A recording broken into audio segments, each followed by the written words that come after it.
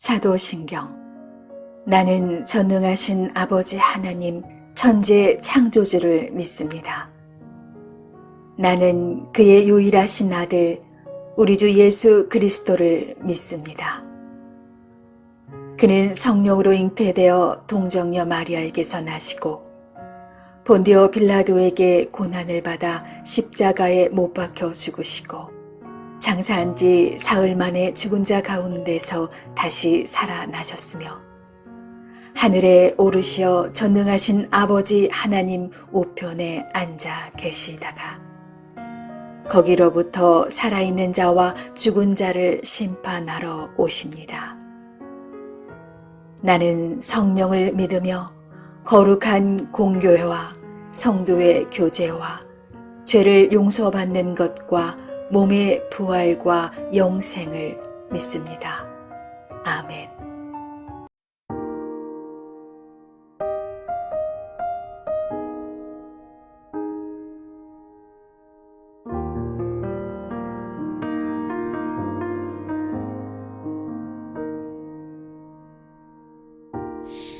세상을 구원하기 위해 흘려야 할 피가 필요하다면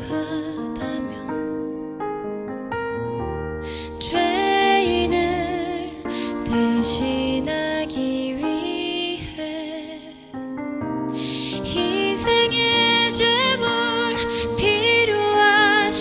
필요하시다면 내 생명 제단 위에 드리니 주 영광 위에 사용하소서. 생명이 또 다른 생명 낳고 주님 볼 수 있다면 나의 삶과 죽음도 아낌없이 드리리. 죽어야 다시 사는 주의 말씀 믿으며 하나님 미랄 되어 썩어지리니 예수님처럼 살아가게 하소서. 길 잃어 지친 양을 찾아 마음 상해 이리저리 헤매이는 한 영혼 찾아 아파하는 예수님 마음 내게 주옵소서. 십자가 온 세상 위한 그 희생 눈물로 그 길 가게 하소서. 생명이 또 다른 생명 낳고 주님 볼 수 있다면 나의 삶과 죽음도 아낌없이 드리리. 죽어야 다시 사는 주의 말씀 믿으며 하나님 미랄 되어 썩어지리니 예수님처럼 살아가게 하소서.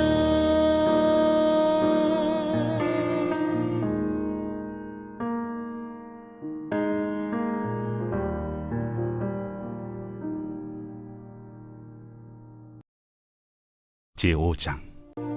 예수께서 무리를 보시고 산에 올라가 앉으시니 제자들이 나온지라 입을 열어 가르쳐 이르시되 심령이 가난한 자는 복이 있나니 천국이 그들의 것이며 애통하는 자는 복이 있나니 그들이 위로를 받을 것이며 온유한 자는 복이 있나니 그들이 땅을 기업으로 받을 것이며 의에 줄이고 목마른 자는 복이 있나니 그들이 배부를 것이며 긍휼히 여기는 자는 복이 있나니 그들이 긍휼히 여김을 받을 것이며 마음이 정결한 자는 복이 있나니 그들이 하나님을 볼 것이며 화평하게 하는 자는 복이 있나니 그들이 하나님의 아들이라 일컬음을 받을 것이며 의를 위하여 박해를 받은 자는 복이 있나니 천국이 그들의 것임이라. 나로 말미암아 너희를 욕하고 박해하고 거짓으로 너희를 거슬러 모든 악한 말을 할 때에는 너희에게 복이 있나니 기뻐하고 즐거워하라. 하늘에서 너희의 상이 큼이라. 너희 전에 있던 선지자들도 이같이 박해하였느니라.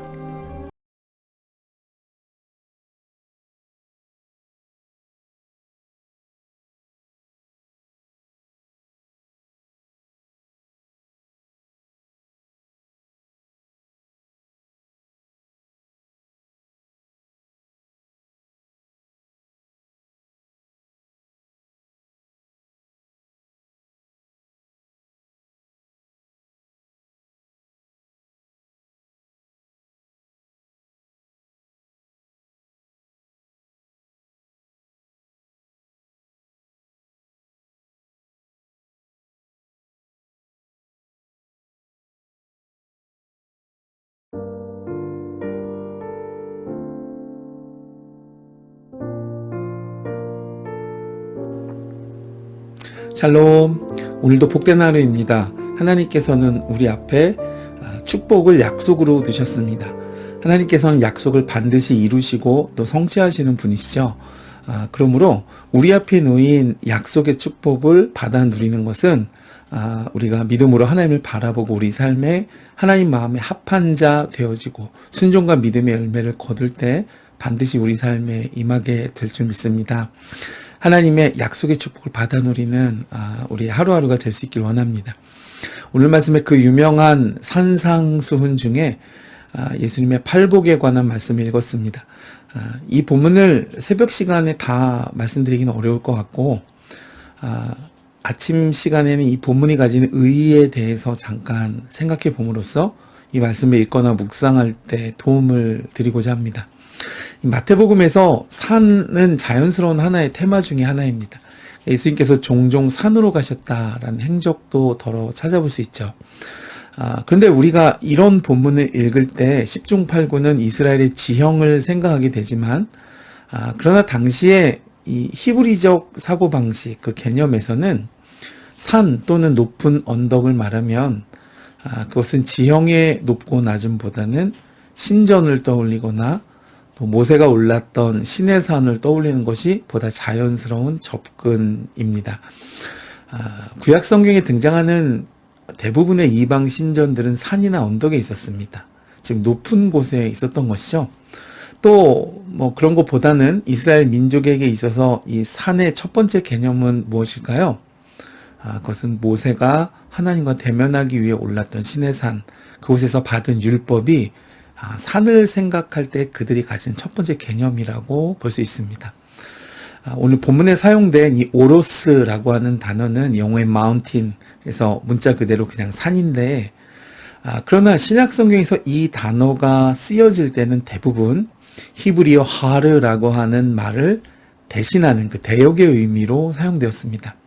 그러니까 이 말이 쓰이면 단순히 지형적인 산을 말하는 것이 아니고 구약적 산의 의미를 담고 있다고 보는 것이 적절한 것입니다. 구약 성경에서 산은 앞서 말씀드린 그 신들의 신전이 있는 곳이었고, 또 시내산이나 갈멜산과 같이 하나님의 임재의 장소, 특히 시편과 예언서에서는 여호와의 권능을 나타내는 곳이 곧 산이었습니다. 결국 이스라엘 백성에게 오늘 말씀 1절에서 예수님이 산에 오르셨다라는 것은 단순히 높은 곳에 올라가셨다는 그 지형을 말한다기보다는 하나의 개념을 나타내는 것으로 우리가 이해해야 할 것입니다. 즉 모세가 시내산에서 하나님의 율법을 받고 이스라엘 백성에게 전달해 주었던 것처럼 예수님께서도 이 산에 올라가셔서 말씀하셨다는 이 사실에서 현재의 이스라엘 백성들에게 전하시는 메시지의 성격을 알 수 있게 해주는 것이죠. 왜냐하면 여러분 성경에 우연은 없습니다. 하나님의 강한 섭리와 일하심이 말씀마다 구절마다 역사되고 있는 것이죠. 그러면 오늘 예수님께서 산에서 주시는 메시지의 성격은 무엇일까? 본문이 말씀하는 이 산에 대한 암시는 명백한 것 같습니다. 모세가 시내산에서 받은 토라, 즉 율법이 이스라엘 백성에게 삶을 살아가는 지표와 같았다면 오늘 말씀에서 예수님이 산에 오르셔서 선포하시는 말씀도 동일하게 오늘날 이 땅을 살아가는 믿음의 성도들에게 주시는 삶의 지표와도 같은 것입니다. 결국 오늘 우리가 5장을 읽었습니다마는 마태복음 5장부터 7장까지 이어지는 예수님의 이 산상수훈은 이 땅을 살아가는 하나님 나라 백성들이 지켜야 할 또 삶의 원리로 삼아야 할 가장 근본적이고 원리적인 말씀을 주신 것입니다.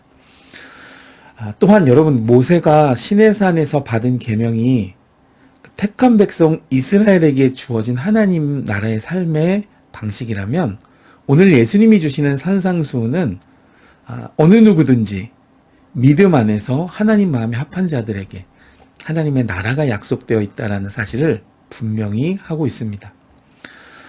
그러므로 이스라엘 백성들이 하나님과 언약을 맺고 율법을 받았다면 오늘날 우리들은 예수님을 통해 천국 백성이 살아갈 천국의 윤리, 천국의 삶의 방식을 받은 것과 마찬가지입니다. 그리고 예수님을 그리스도로 믿는 사람들에게 성령님을 통해서 이 천국 윤리의 삶을 살아갈 수 있도록 우리를 붙들어 주시고 인도해 주시는 것이죠. 그런 의미에서 천국 백성이라면 내가 어떤 복을 구해야 할 것인가, 그리고 어떤 복을 누릴 수 있을 것인가 라는 것에 대해서 오늘 예수님은 8가지의 복, 즉 8복을 선포하심으로써 세상과는 다른 영적 신자의 삶의 방향을 말씀해 주시고 있는 것입니다.